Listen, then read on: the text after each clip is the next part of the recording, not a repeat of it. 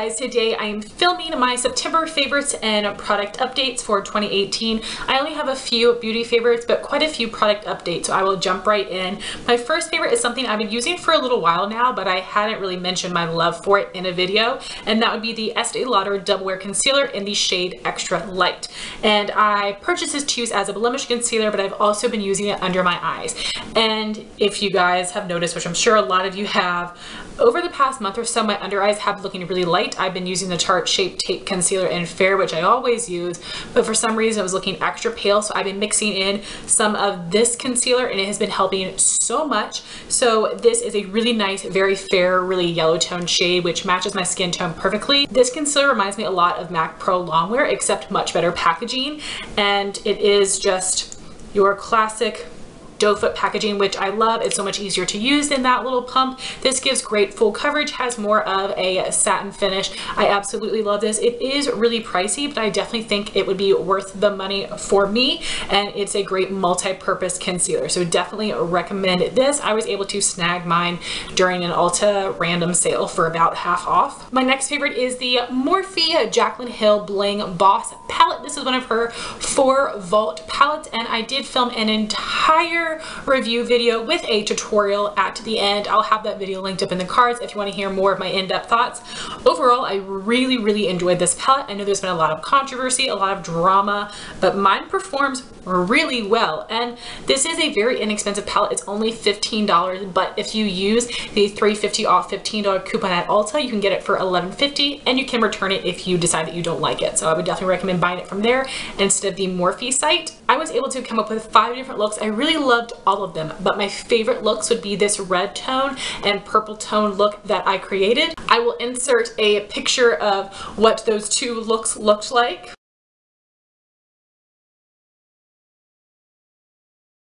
And those were just my absolute favorites. So for the red tone look, I use Glitz and Glam on the lid and Sparks as my crease color, which is an amazing red. And then for the purple look, I use Bling Bling on my lid and Mystic as my crease color. Absolutely loved it, and I just love the blush and the lip colors I paired with them. I feel like I got a really nice complete look, and they perform so well. They're very pigmented, easy to blend out. I highly recommend this palette, and it added something different to my collection. These are just like the really beautiful purple plum eggplanty red shades that I've been looking for. And my last favorite is the nail polish. I'm wearing it today. This is from 90 Lacquer in the shade Igneo Pebblit. If you have not heard of this brand before, it is an indie brand that was created by JessFace90, who is a nail polish blogger. She has a YouTube channel and an Instagram. She has the most perfect looking nails. Literally every polish she tries on, I want it, and then I get it. I'm like, why does it look ugly on me? And it's because I don't have the cutest hands, but I work with what I got. But she makes her own polishes by hand, which is incredible. She doesn't have a factory. She does it all herself, and she has such amazing, unique polishes. So this is a beautiful copper polish. It has some holographic pieces in it. It looks like a really harvesty orange copper, and I have it on my nails today. Opaque in 2 coats. Do you see how reflective it is? It's so hard to see how amazing this is on camera.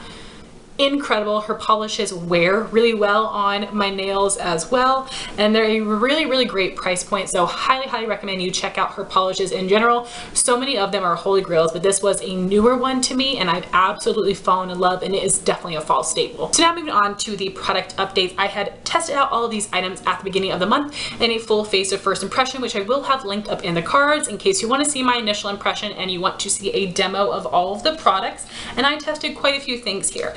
So the first thing was the Tatcha Silk Canvas Filter Finish Protective Primer, and I just had a little sample like this, and I was able to get about 5 uses out of this. So it has like a nice light skincare scent, which makes sense because it is a skincare brand, but it's not too overwhelming. I don't really think it would be irritating for sensitive skin, and it is a little bit more of a thicker consistency, but it blends out into the skin really easily, and it makes my skin feel super smooth, but it is a little bit tacky, which I think helps your foundation stick on a little bit more. But this did nothing to smooth the look of my pores, to mattify me, to give me glowy skin. What is this supposed to do again? Like, I don't understand the hype whatsoever. I didn't notice this doing anything for my skin at all. Nothing bad, but just nothing in general. So I would love to try another sample of this and see if it does anything, but honestly, I'm not into this, which I'm really happy about because this is like $50, $60, $70 primer. Like, no thank you. So I am actually very happy I do not enjoy that. The next thing is the MakeUpForEver Matte Velvet Foundation in Y215. I just got a little sample of this. Again, really happy I just got the sample. I was able to get about 3 or 4 full face applications using this, which is pretty good. The shade match is great for me. MakeUpForEver does make like my perfect skin tone match. This foundation is just the same as when I used it back in the day. People raved about this for oily skin, and I just don't love it. It gives medium coverage max, which you guys know I want like a really, really high medium or full coverage, and this is just solid medium. I'm still able to see redness and freckling through it.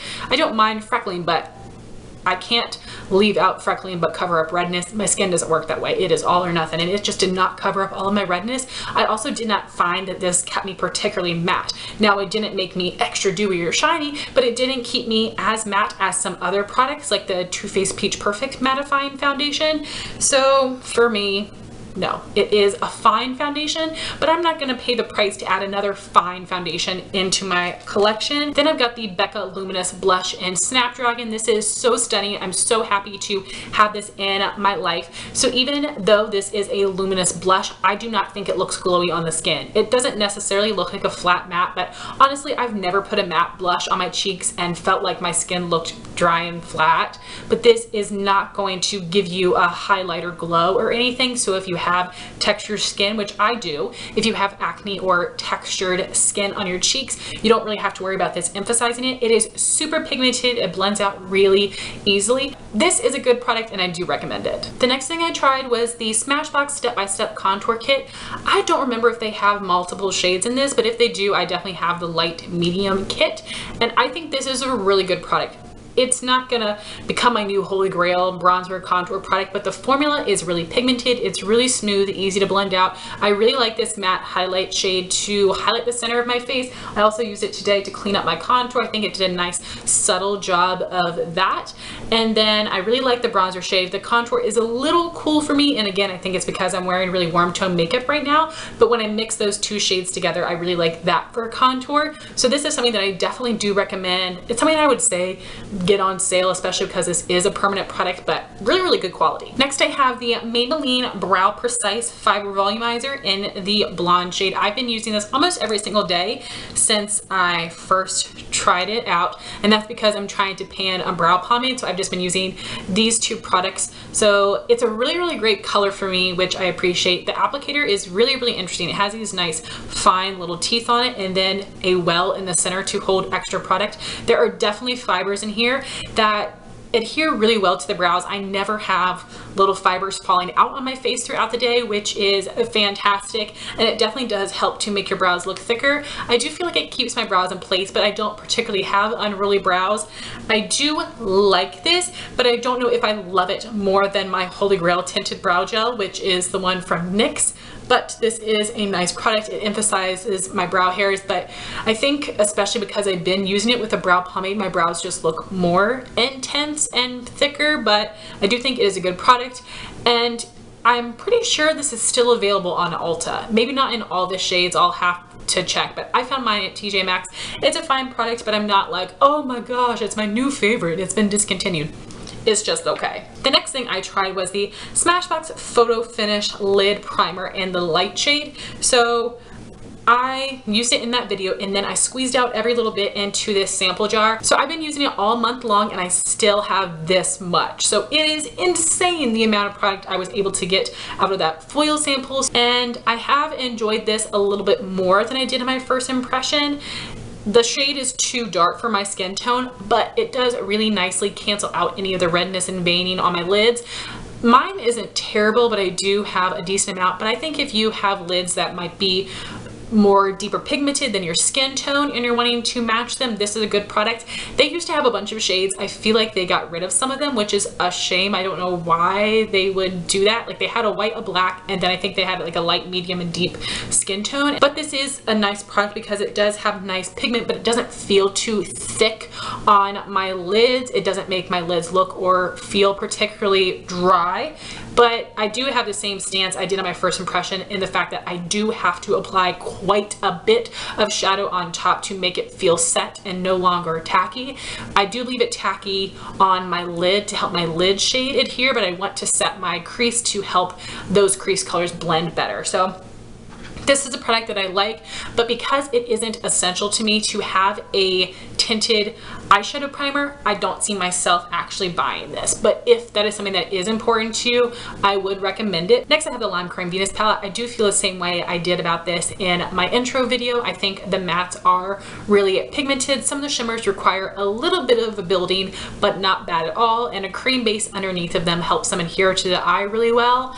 I do think this is a very good quality palette, and it really was a trendsetter back in the day, but now compared to other warm tone palettes that are out, they include a lot more shades, and we all have these shades in our collection. So if you want to try Lime Creme eyeshadows, or if you're just interested in this palette, definitely good quality. I'm happy to have it, but if I didn't get this from Jean as a gift, I would not go out and buy this with my money because I have other shades super similar. Next, I have the Tarte Tarteist mascara, and this is just a little sample size, and I have to say that I hate the packaging of this sample size. I wish they could have made it a regular like twist off tube mascara, but they didn't. It pulls out like this, and I always get tons of mascara around the lip, even though I'm not really cleaning off the brush or anything. Tons of mascara around the lip. I have to wipe it off with a paper towel every single time I open it, or else it makes a complete mess in my makeup bag and all over my hands. So that is a packaging fail for sure. But I do think this is a good mascara. It is wet without being super duper wet. It's still pretty easy to work with. It does have this plastic bristle wand, and this gives some nice length and separation on its own. It's too natural for me, but today I have it on combined with the Urban Decay Perversion mascara, which gives more volume, and I love it that way. I think my lashes look really long, really voluminized. I would use another sample of this, but this is not something I would go out and repurchase because I love my Maybelline Colossal Cat Eyes just as much for length. So good product, but I wouldn't spend the money on it. My last product is probably my most disappointing. This would be the Maybelline Color Sensational Shine Compulsion lipsticks. In the video, I tested out number 65 Spicy Mauve, and it looks like this. It's a really pretty shade, not mauve at all. It's more of like a rosy terracotta color. It does have really nice full pigment, some beautiful glossy shine. It feels incredibly comfortable on the lips. So far, sounds amazing, right? Definitely. But this almost completely wears away within 20 minutes. It's insane. Like, I knew because this was a glossy finish, it probably wouldn't last for more than 2 hours, but literally like 20 minutes. I'm so disappointed because I just don't see myself reapplying this all day long, but at the same time, it's gonna wear away gracefully. So if you go a couple hours before reapplication, you're not gonna look like a crazy mess unless you use a lip liner with it. It did feather a little bit outside of my lip line, so I did want to mention that. Then the other shade that I have that I didn't show you guys in my first impression is called Taupe Seduction. This is a really pretty taupey mauve color, like a cool tone dusty mauve. I actually really love this shade on me. I like this one a little bit more than Spicy Mauve on my skin tone, but the formula is just as comfortable, but also wears just the same, so I would probably pass on these. So next I have some nail polish related product updates. So I'm pretty sure I was supposed to talk about these last month and I totally forgot. These are also from 9 Lacquer. This is the Smoothie Light Trio, and these are Crelly bases with black shard glitter, and the 3 shades included would be Dragonfruit Freeze, which is a white base with black shard glitter, Kiwi Crush is this bright green base with black shard glitter,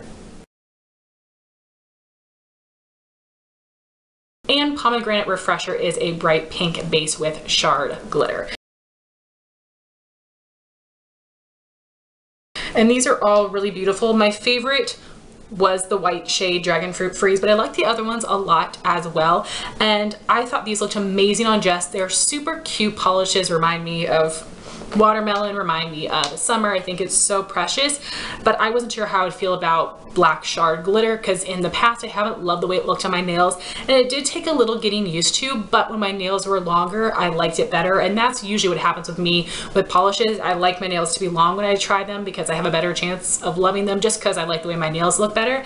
But these did take a little bit of a learning curve to get them to apply well. So because it is a crelly base, I did have to apply 2 coats to get it opaque, which was not bad, but then I did go in with a 3rd coat and tried to be a little bit more meticulous with placing the shard glitter because it's random and that's how it's supposed to be. It's not placing glitter on your nails, but for me it drove me crazy if I had a bald patch, so I would just try to wipe off a lot of excess from the brush, and then I went through and like dab, dab, dab, dab, dab, dab, dab to get the shard glitter placed, and that worked really well. So that's what I would recommend, applying 2 coats like normal, or at least 1 base coat like normal, and then going in and trying to tap on some of the black shard glitter and then going over top with a clear shiny top coat, and they look beautiful. So I don't think these are going to be my most reach for go-to, although she did just release a polish that I think might be called Jack-o'-lantern or Jack-o'-lantern juice, something like that. And it is a beautiful orange polish with black shard glitter, which is like the epitome of Halloween to me. And I'm wanting to get that one because I do like these and that color is so beautiful. And then my last product update is something I just talked about in a haul video. This is the Seche Vite Quick Dry Top Coat. But I mentioned this on Instagram and I had a couple of you guys asking me my thoughts on it, and some of my nail polish blogger friends were like, oh my gosh, I hate that top coat. And I was like, dang, I wish I asked you guys before I bought it. So I actually enjoy it, but you have to work with it a certain way, and those girls taught me how, which is great. So I had painted my nails. I was doing it a little bit sloppy and I wasn't quite paying attention, and I think I needed to do 3 coats on this hand, but I was watching TV and I just did 2 and put a top coat on top, and then I was able to see some bald spots, which I was like, oh, that's okay. But this top coat really kind of shrunk up and really emphasized all of the bald spots and went to look like actual nail gaps. Like you could see straight nail through little gaps in the polish, which didn't look that bad before I put the top coat on. So I was like, what the heck just happened? What is wrong with this thing? I've heard a ton of people rave about this top coat, but the main negative I've heard is that it can shrink your polish. Shrink it from the nail base, I don't know what this part of the nail is called, and then the tip. It can kind of shrink it towards the middle, and you guys told me that's because it's trying to be a quick dry top coat. You guys recommended to me that I apply my polish, get it fully opaque, and then right after I apply my final coat of polish, I go in with a coat of this to help it dry quick and to keep it from mixing my polish and making it look weird. That has definitely worked, and I would never have thought to do that because in the past I hate when my nails aren't dry enough and then I tend to get some polish on the brush and it gets in the bottle. But I've used this for probably 4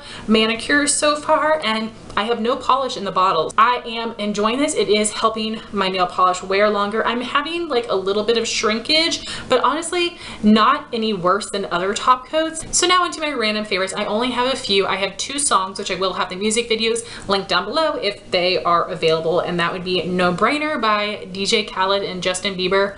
I love this song. I meant to mention it last month, but literally if I don't write things down in the note on my phone, I'm going to forget. And then the other song is Taste by Tyga. I love his song so much. His voice is very catchy. His songs are like pretty gross and inappropriate, but like it's such a catchy song. And lastly, I wanted to mention a TV special that unfortunately was just a one-time special. It isn't a series, but it totally should be. It's called Deaf Out Loud. It's on A&E.